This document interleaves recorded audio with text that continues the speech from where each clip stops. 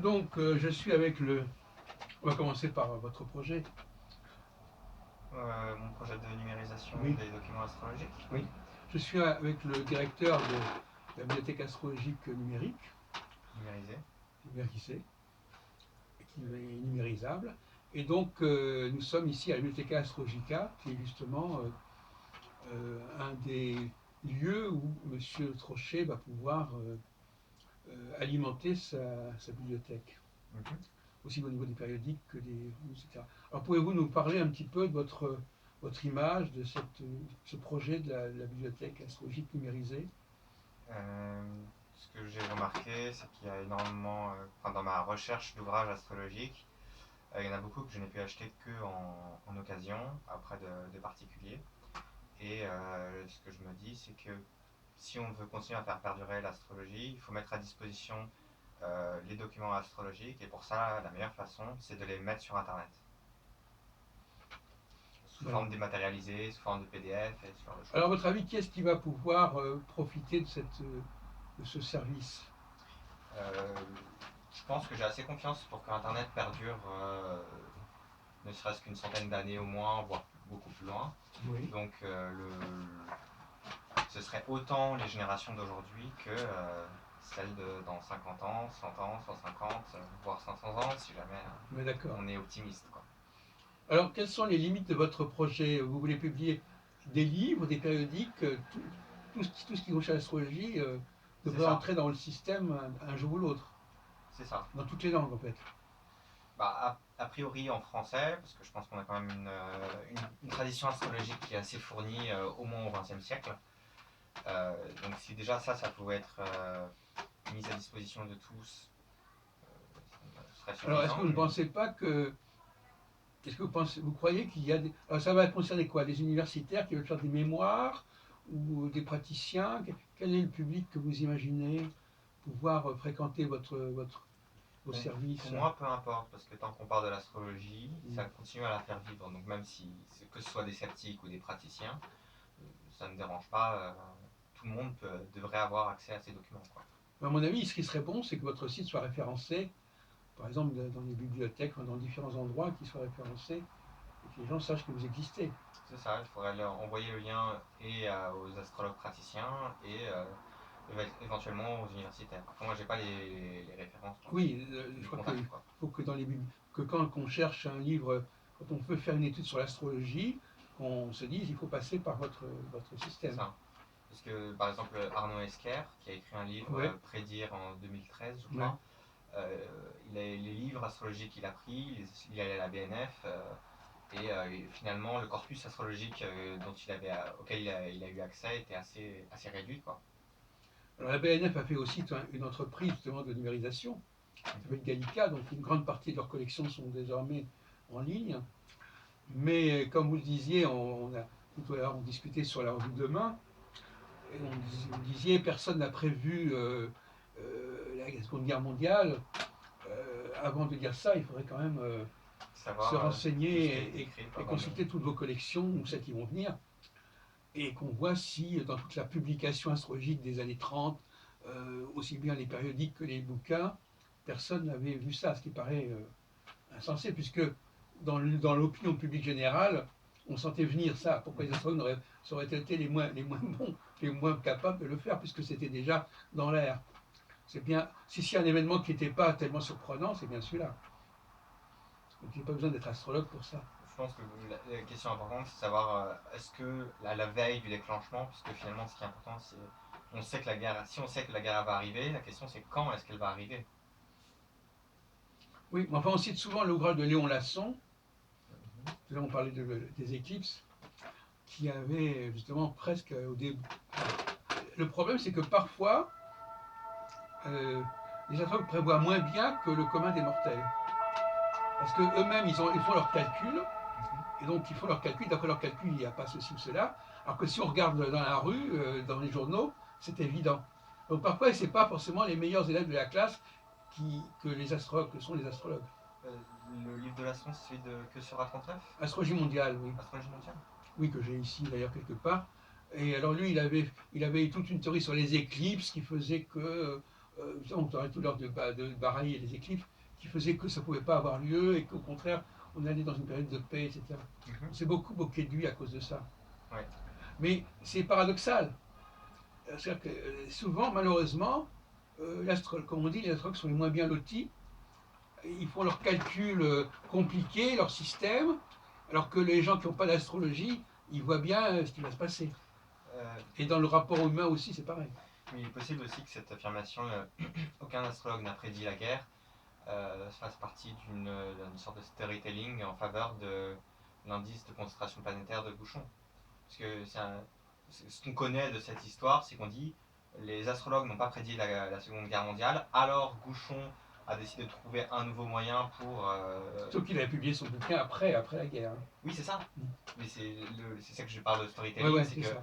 parce que personne ne l'aurait prédit, Oui, alors Bouchon a décidé de trouver un nouveau moyen de faire l'astrologie mondiale. Oui. Qui a été repris par Barbeau. C'est ça. En 67. Avec son analyse. Oui, effectivement. Alors là, on voit bien que normalement, d'après ça, c'était prévisible.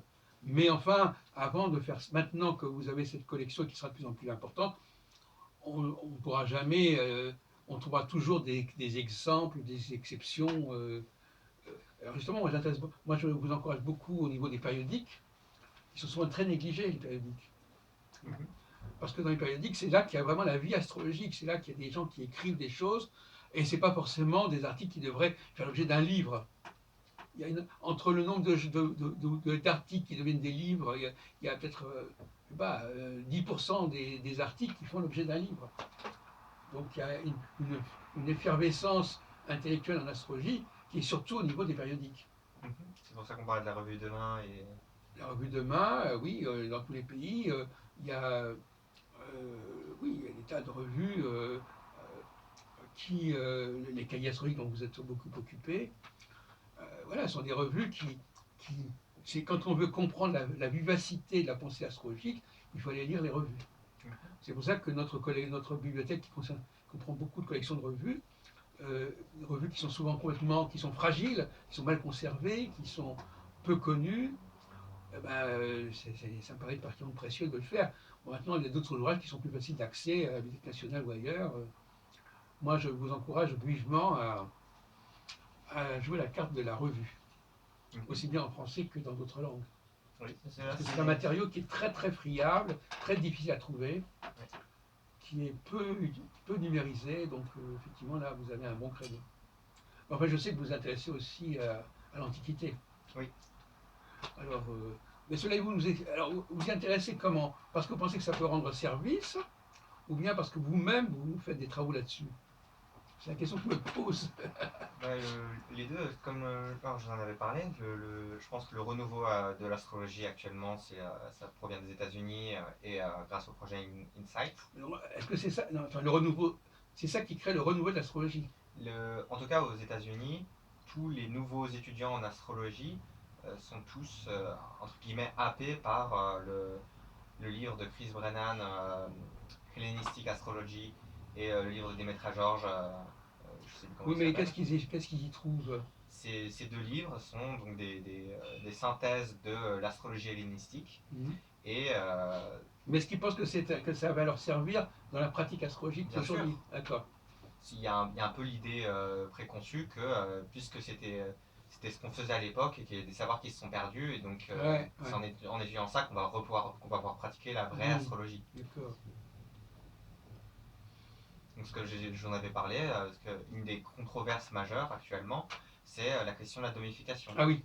Est-ce qu'on utilise une domification zodiacale comme l'aurait apparemment dit Vétus Valence, ou est-ce qu'on utilise une domification par cadran où le milieu du ciel est différent du 10e signe? Oui. C'est un vieux débat ça, parce qu'effectivement c'était surtout intéressant à l'époque où les maisons astrologiques jouaient un rôle très important, notamment à l'époque des directions primaires. Aujourd'hui, c'est un enjeu un peu moins important parce que on ne fait pas tellement bouger c'est pas le système d'utiliser les pointes de maison pour connaître pour prédire les événements n'est pas très pratiqué finalement. Au XVIIe siècle, par exemple, vous avez entendu parler de Placidus. Oui. Bon, Placidus, c'était une révolution. Il a publié ça en 1680 par là. D'ailleurs, c'est l'AFDA qui l'a réédité. Oui, j'ai l'ouvrage. Alors, effectivement, lui il disait, grâce à mon système des maisons, vous allez enfin faire des prévisions justes. Comme quoi, c'était pour eux fondamental, les maisons. Aujourd'hui, c'est moins, c'est le système des réactions primaires est relativement moins utilisé. Qu'est-ce que vous pensez des gens qui disent que Placide n'a pas vraiment inventé, il a juste retrouvé le système de Ptolémée? Non, non, je ne vais pas entrer dans ce genre de débat.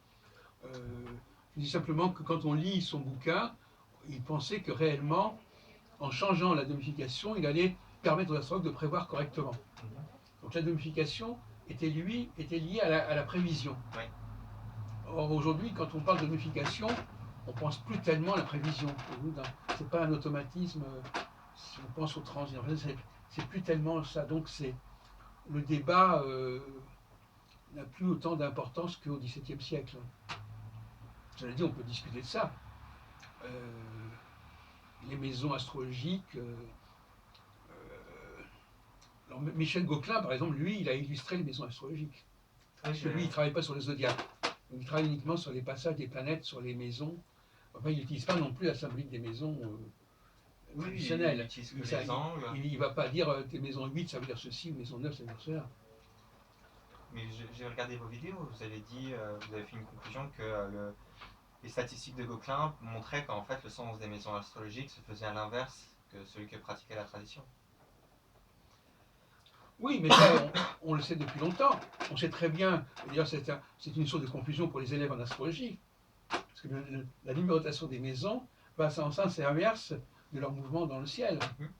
Moi j'ai mis beaucoup de temps pour savoir que les planètes passaient de maison 12 à maison 11 à maison 10. C'est quelque chose qui est contre-intuitif.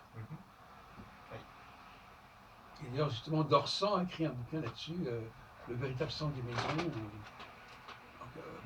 Effectivement, il y a ça aussi. Bon, moi, de toute façon, c'est un sujet qui m'intéresse. Moi, je m'intéresse à ça en tant qu'historien. Parce que finalement, bon. Voilà. Écoutez, on va conclure sur ce point. On va passer à autre chose.